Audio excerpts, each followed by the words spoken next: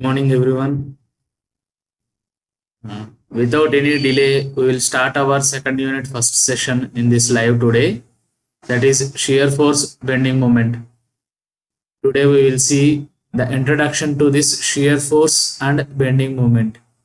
Okay. Before that, shear force and bending moment diagrams are shear force and bending moment. What we need to learn, what we need to learn, and what we need to know about the basics regarding this. Before this shear force and bending moment, we will see today's class. Before going to the shear force and bending moment, defining this shear force and bending moment, we just need to define what is a beam. Right. Beam, if we see the structural definition or general definition of a beam, it is stated like it is a structural element which has one dimension considerably large than other two dimensions like breadth and depth, and it is supported on few points. So beam, whenever we are taking a beam, means when any one length, like length of the beam is comparatively very large than other two dimensions, and it is also supported on few supports. So the distance between these two supports is known as span or span of the beam. From this beam we are having supports beam, and when it is loaded, when a beam is loaded, then reactions are happening, or it will oppose through supports in the form of reactions. Okay. So whenever a beam is loaded, the beam takes the load and distribute it to the supports. Then from supports, support reaction will overcome that applied load. From here, we need to discuss first. We are having three combinations, like first one is support, and second one is beam, and the third one and the topmost one is the load which is acting on it. So while drawing a shear force diagram or bending moment diagram, or we are discussing about shear force and bending moment, means first we need to see what are these three. First one is the support, second one is the type of beam, and the third one is the type of load which is acting on it. With these three, we are making combinations and we are finding how it is reacting. A beam is reacting to the external loading. So if I consider this an example, now after loading the beam, I'll take a section, cross section in the beam.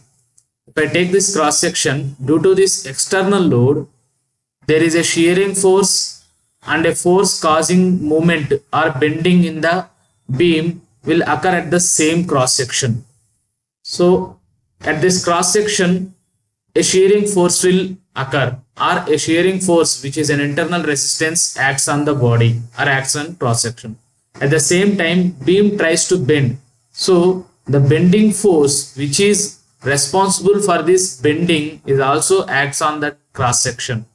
Likewise, throughout the entire beam, if I consider like beam of length L, from 0 to L, the overall length, we will consider entire beam into cross sections, and we will find what is the shearing force and the bending force which causes bending in the beam. We will calculate one by one at each and every section. Then we will draw in a diagrammatic representation, that is the shear force diagram or bending moment diagram, which is nothing but the shear force and the bending force acting on a beam at a particular cross section.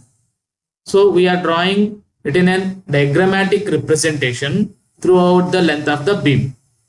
This is the basic introduction. So now in this class, let us see what are the types of supports we are having, and from the support combinations, what are the types of beams we are having, and then what are the types of loads acting on that beam.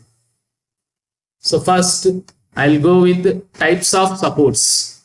We're having different types of supports, but out of all, three basic supports we call. Three basic supports are fixed support, simple support, and roller support. We may also call this simple support as simple or pinned support or hinged support. So first, see here, I'll go through this fixed support. Fixed support is like a beam is fixed to the column or fixed to a wall. Okay, so in 2D, in two-dimensional figures, if we see this one, a support, at support, there may be a chance of two translations and one rotation, which is nothing but this beam can move downwards or this beam can move sidewards in x direction or y direction, and as well as a beam can rotate. A beam can also rotate. So in fixed support condition, these translations moving in x direction and moving in y direction both are restricted. Rigidly it is fixed, and as well as the rotation of beam is also restricted at the support. That's why fixed support means it is restraining both translations and rotation. All three conditions are fixed here. So reactions will happen in all three conditions since it is restrained in all three boundary conditions. That is the fixed support. If you see an example, it will be like this. See here, a steel joist or a steel beam is rigidly fixed to the wall. This is a good example for that one. Next one is simple or pinned support or hinge support. Here, in this three boundary conditions, both translation in x direction and translation in y direction, and as well as rotation. Out of all these three, we are fixing two conditions. We are not allowing translation, that is movement of x direction or movement of y direction is restricted, but rotation of beam is allowed. So if I consider like a beam fixed here with a hinge, then rotation is possible, but the beam cannot move in this direction or move in this direction. It is rigidly fixed here. So translations are fixed and rotation is free. So this condition or that type of support, based on the purpose, we made it as a simple pinned or hinge. But all these supports have the same property, that is translation is restricted and rotation is free. So we are having reactions in both translation degrees, that is in x direction, and in y direction we are having translations, but no rotation. So if you see an example, a pinned support which is for bridges, a big bridge which is in Sydney. So this is a pin support or hinge support which allows its rotation but not movement in x and y directions, and a simply supported beam which is simply resting on a member. So this is also one example for simple support. The next we will go with roller support. Roller support is like we are releasing one more boundary condition or one more restraint. So out of these three, two translations and one rotation, now what we are doing, rotation already became free in pinned support. Now in roller support we are making one directional translation also free. Here if we see this, in x direction it can rotate or it can move freely, but in y direction the beam can't move. So such type of supports are called roller supports. So here we will get reaction in only y direction. Why? Because that is only the direction we are restricting the movement. So out of three, first three are fixed, that is our fixed support. Then we are removing one, that is rotation, we are making it free, so it became pinned support. Then we are making one translation also free, that is a roller support. If we remove this one also, last one, it will become a free support, that is a free end or free support. Okay, so here roller support, if we consider, it will be like this in the practical cases, like in bridges or gutters we are having roller supports. The next, if we see the types of beams, so with these basic supports with these basic supports, a beam is classified into 5 types. Okay. We are having different types of beams, but basic 5 types are these 5 types. Just with the application of supports. So beam is present over here. It is not having any supports. Now we are going to keep or add some supports to these beams, and we will name that beams as follows. See, we are having a cantilever beam, simply supported beam, overhanging beam, propped cantilever, and a continuous beam. So let us see one by one. First one is a cantilever beam. If we consider this cantilever beam, see here, I am just considering a beam with a fixed support on one end. So cantilever beam means a beam which is fixed at one end. That beam, very simple beam and very small beam. That is cantilever beam which is fixed at one end and free at another end. A beam which is fixed, boundary conditions are fixing supports, I am saying now. That is fixed at one end and another one is free. Such kind of beam is called cantilever beam. The next is simply supported beam. See, simply supported beam is like here also a simple beam, but it is supported by 2 supports at both the ends. Here the supports are like either pinned or roller.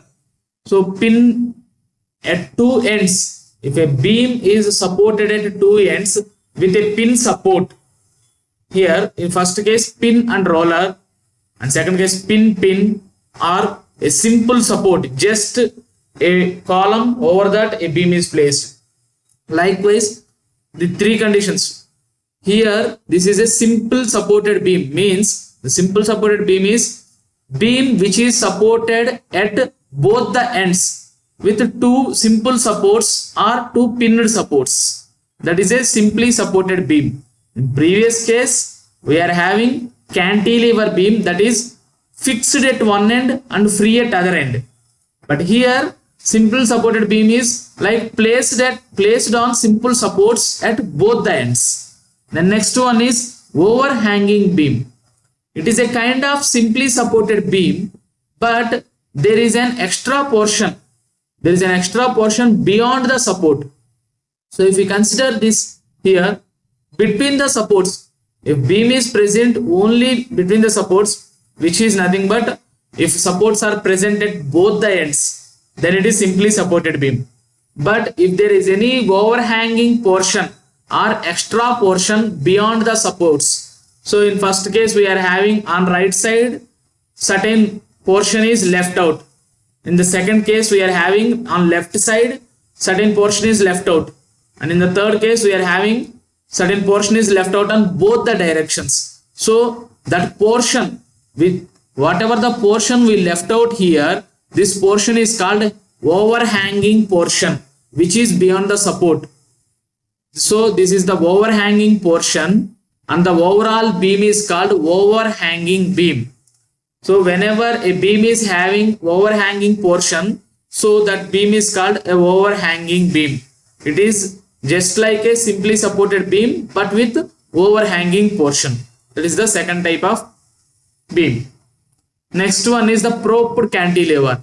This is a kind of fixed beam, okay, but our cantilever beam which is supported with a simple support. So here the first condition is like a cantilever beam. We are having fixed end at one condition. Another condition, instead of free, we are placing a simple support. So if fixed condition on one side, fixed support, and pinned support or simple support on other side, such kind of beam is called propped cantilever beam. It is a kind of cantilever beam which is provided with a prop. That is, prop is called simple support. And the next and last one is continuous beam. See, if a beam is having more than 2 supports, as of now we are having only 2 or 1 support. In cantilever we are having only 1 fixed support. In simply supported beam we are having 2 supports at ends, In overhanging beam, we are having two supports, but there is an extra portion beyond that supports, that is overhanging portion. And in propped cantilever, we are having a fixed support and we are also having a simple support as a prop. Right. Next one is a continuous beam. Continuous beam is like it is having continuous number of supports. Okay, that is more than two. Whenever for a beam it is having more than two number of supports, then such beam is called continuous beam. It may continue up to n number. There is no limitation. This is a continuous beam. So now we discussed about this first one, supports. So with that supports we defined the beams. Right, now let us see what are the loads acting on the beams. First, if we see the loads, we define loads into three broad categories. That is, first one is a point load or concentrated load, means which is like a sharp load acting on a beam. Then next one is the distributed load, like area or surface which is acting on a beam, distributed load. The distributed load is also divided into two categories, that is uniformly distributed load and uniformly varying load. Uniformly distributed load is like distributed uniformly from start to end, but uniformly varying load is varying at a rate. Why we are saying it uniformly varying means at a constant rate it will vary. And we are also having moments or couples. Moments or couples, another one, we will see one by one. So first, concentrated load. Concentrated load or point load. If a load is acting at a point with a sharp edge, like the one which is shown here.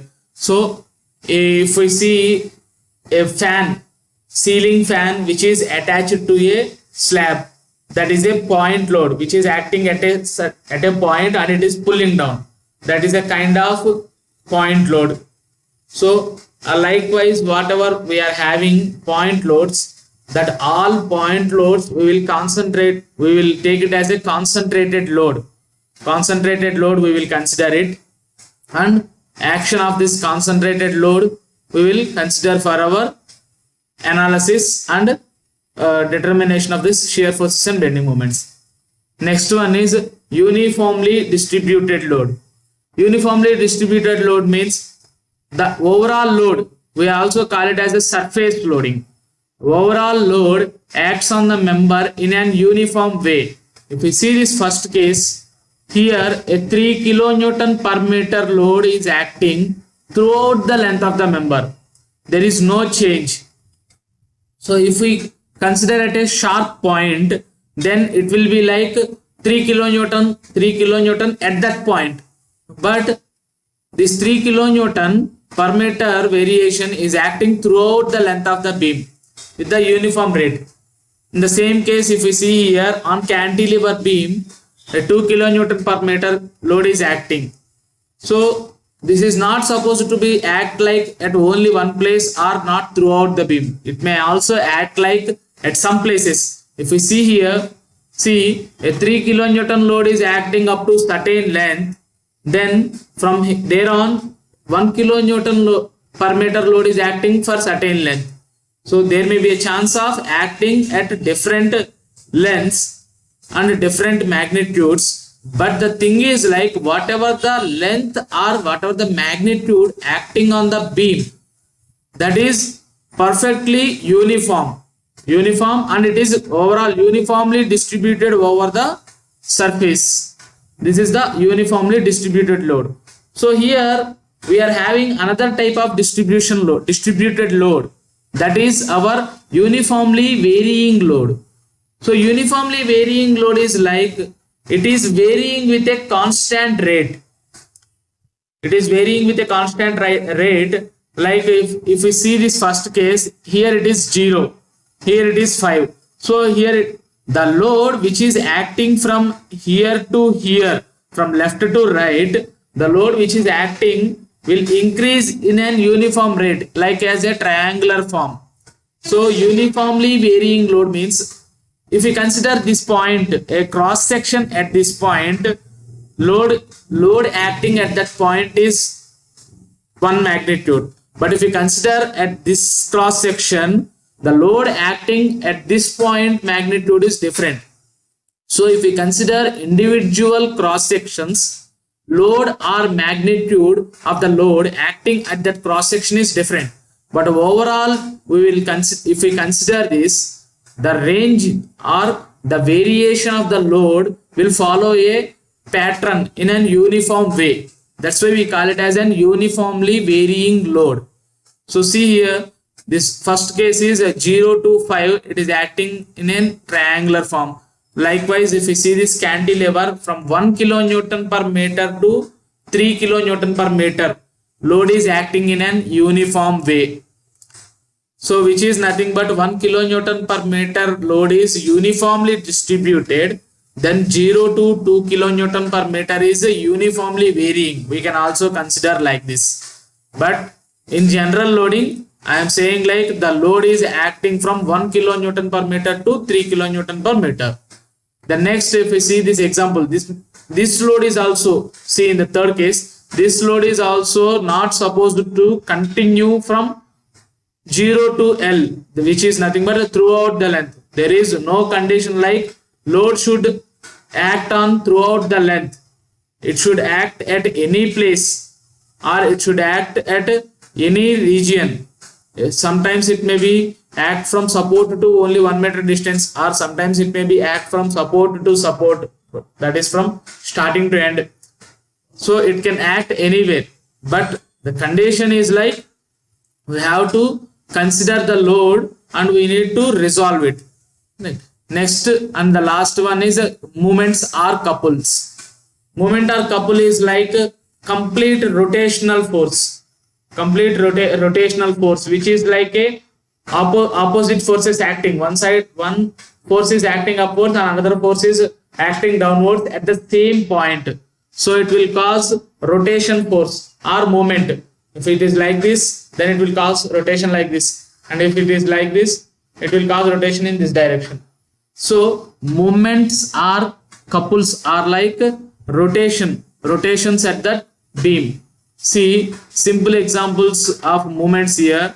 At any point, if we consider any point, rotation or movement is acting on a member like this, some 3 kilonewtons, 5 kilonewtons, rotational force with direction, it is acting on the beams, any type of beam. So if we see in general cases or in general designs, the only concentrated load or only distributed load or only movement will not act. There is a chance of combination of loadings, not chance exactly, there is a combination of loadings only act on the beams. Okay, so these are the two examples for the combination of these loadings. How this combination is acting, how we are taking this into consideration, right? We will solve in the next coming classes. So first, if we see here, see there is a first example, there is a cantilever beam acting with a 5 kilonewtons concentrated load, 2 kilonewtons per meter distributed load, and as well as 5 kilonewtons per meter, 5 kilonewton meter moment. All three are acting on the beam. Then how this beam is reacting. Okay, so from here onwards, we just considered what are our supports, beams and loads and these combinations. So from here what we will see, due to this loading, how this beam is reacting, and how this shear force and bending moment are developed in the member, we have to analyze and we will give the analysis report in a diagrammatic representation, that is a shear force diagram and a bending moment diagram. Yes, why, first of all, why we are studying this shear force and bending moment? See, this shear force and bending moment are first and foremost for every structural design. So whenever we are going to design a member or whenever we are going to design a bridge or a building in a building we are having n number of beams and columns. So we have to analyze all the beams and columns, what are the loads acting on that beam, and we will analyze that with shear force and bending moment diagrams. With that shear force, bending moment and axial thrust also as well as it is there, but here we are not having that axial thrust. So all these taken into consideration, and we will design a member. After designing the member, whether that member either it is an RCC member or steel member, whether that member is able to take that load or able to bear that load, or it is unable to bear that load and it is failing, we have to check our design. So to check our design, we need to take our few points. We need to take few points into our consideration, that is our limits. So here our shear force, bending moment and axial thrust are the limits for our design, and with that we will design a member. After designing the member, we will verify whether the member is safe or not. So for that we need to calculate this shear force and bending moments, which are the basic for all structural designs and all engineering design subjects, which is in our civil engineering. Not only civil engineering exactly, this strength of materials or mechanics of materials is also in mechanical, aeronautical, chemical engineering and so many branches. Why? Because for all the branches this is the basic for design.